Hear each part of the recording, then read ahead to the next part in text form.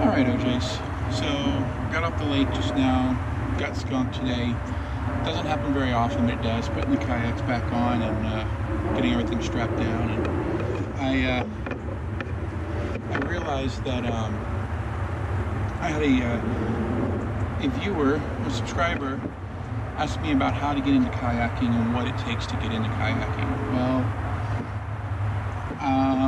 as you can see, I've carry 2 kayaks with me. I have the first kayak from the first videos that I've been using, and then I've got the Jackson kayak here that I've actually grown to love. So I guess the way to get into kayaking, or the way to start kayaking, is put together a budget, put together a list of what you know you need. So I'm assuming, let's assume that all the fishing equipment that is needed is already taken care of. You have rods, reels, bait, lures, things of that nature. So putting that aside, we'll go into the actual kayak. So how I started out is I had a budget of $500, and $500 was supposed to get me everything I needed: the kayak, the paddle, all the safety equipment, everything I needed for the kayak. So let's list things out, and I'll list them here, I guess, of things you know you need. So you know you need a kayak, but let's leave the kayak to the very end, so we know what money we have left for the kayak. So you know you need a paddle. You know, I'm going to go with an average paddle, something that you would find at like Academy or Dick's or something of that nature. You're looking at about $60 for a paddle. So you know you're going to start with 60 bucks. The next thing is, you know, you're going to have a PFD or a life jacket, a life vest. So let's say the life vest is $50. Here in Texas, you have to have a signaling device of some kind, an audible signaling device. Whistles is what most people use. I keep mine strapped to the side of my seat here. Let's call it $5 for a whistle if you get one of those wet, dry, whatever whistles. So let's see here. So that'd be 60, 110, $115, I think. If not, I'll put the right number right here whenever I figure out what it is, when I actually have something. I'm not sun bleached here, but so $110. So like I said, I had a budget of $500 to get a kayak, so that means I had roughly $390 for a kayak. Okay, so let's talk about the kayaks. First of all, what are you going to use it for? You're going to be inshore, offshore, freshwater, because that makes a difference. My first kayak was an Ascend from Bass Pro Shops. I actually bought it used for $300. So that actually left me enough to get a couple of different things for it. I was able to get a rod holder, I was able to get a rope and some things of that nature for it. But kayaks come in different shapes, sizes, needs. I mean, the one I have here, it's $3,500 for this one, and it's a pedal drive. And to be honest with you, with the pedal drive, it's you can tell the difference between a $3,500 kayak and a $500 kayak, to be honest with you. I would have called anyone who told me that prior to me getting an expensive kayak a liar, but that is the truth. The kayak, the actual more expensive kayak, makes a huge difference in the overall performance of being out on the water. So if you're going to do rivers, you'd want a shorter kayak. 10 foot. I wouldn't go any smaller than 10 foot for a fishing kayak. I'm assuming they're out there, although it would be hard to find one, I think. But for a fishing kayak, and the other part, I would definitely use a fishing kayak buy a fishing kayak other than a recreational kayak to make it for fishing. So 10 foot will give you maneuverability out on the water, river system, things of that nature. You can go from there to a 11.5, 12.5 size, maybe even a 13. That's what I prefer. All mine are somewhere between, it's about 12.5 for all my kayaks, and I find that being the best use, or the best length. I can still maneuver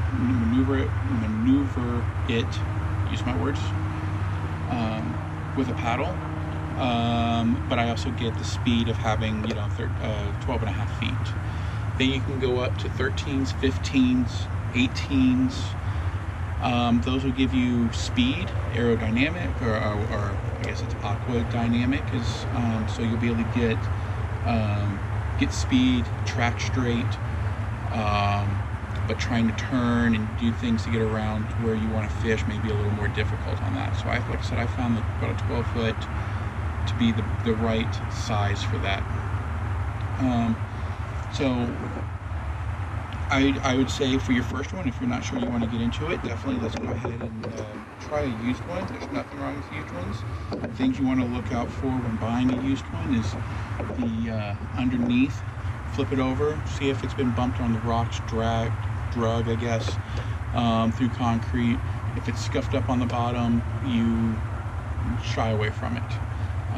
I only know that because I do that to mine, and I have to constantly be repairing the bottoms of them and maintenance to them. So you don't know how someone took care of it. So if it's scuffed up on the bottom, I mean, if it's got one or two little scrapes, no problem. If it looks, like I said, if it looks like someone drug it behind their truck, definitely I would shy away from that.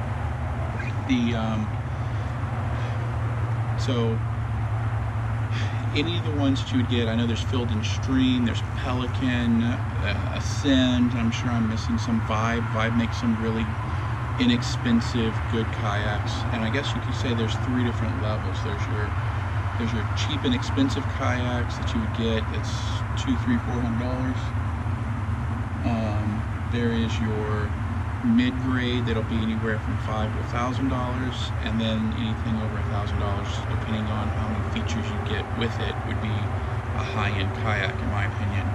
And again, if you can afford a high-end kayak and you know this is what you want to do, I would say spend your money wisely and get one. I mean, you don't have to get one for pedal drive. I think a good high-end kayak with a pedal, without a pedal drive, like the Bonafides, the Vibes, Pelican, all those make great ones, right around $1,000 to $1,500. You get what you pay for in the kayak world, completely. I mean, this one's very stable. I've never been worried about flipping. I lean in this one to help turn. The other one, I had to stay pretty much still, center, couldn't stand up because of the stability. One of the biggest things, I guess, to close on is also all of them have stickers on them about what their weight rated is. That's one of the things I found out on mine, not knowing. When I started, I wish someone would have told me the rating of how much it weighs. So I'll be honest, I'm about 250 pounds. The kayak I got was 300. That means 50 pounds worth of gear, and you don't realize how much gear you put on a kayak until you actually do it. Your weights, your lures, your anchor, your ropes, your trolley, just blah blah blah blah blah blah blah. Water. I mean, maybe you're bringing in lunch. I mean, it adds up very, very quickly to the point that I had to always keep the scuppers in, which if you see my video, which I'll link it, let's see, I think it's here, about me almost sinking my kayak. It was due to me leaving the scuppers in so that way water wouldn't get in it because it was overweight. Just from standard everyday use, it was actually overweight. So I left the scuppers in so water wouldn't come up through the scuppers because it was colder. And when the water came crested over the side of it, obviously filling up, scuppers plugged means you can't get water out. So this one's rated to 500 pounds. And I never even use scuppers. Water will come up through the scupper if I stand on one side as I'm standing up. But to be honest with you, I never have a problem with water staying. As soon as I sit down or balance my feet, water goes right through the scuppers. So I think that covers it. If you have any questions, please feel free to comment in the bottom. Also, if this was helpful for you, please smash that subscribe button, hit the bell for notifications, and give it a thumbs up. That's how I can tell you like these and you want me to continue to make them. And lastly,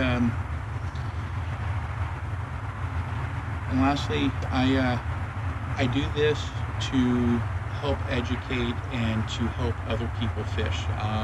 I know a lot of times I'm fishing and I'm just showing you what I catch. I'm going to start moving the channel a little bit over to more of the pre and prep and before and after the hunt, like I preach after every single one of my videos.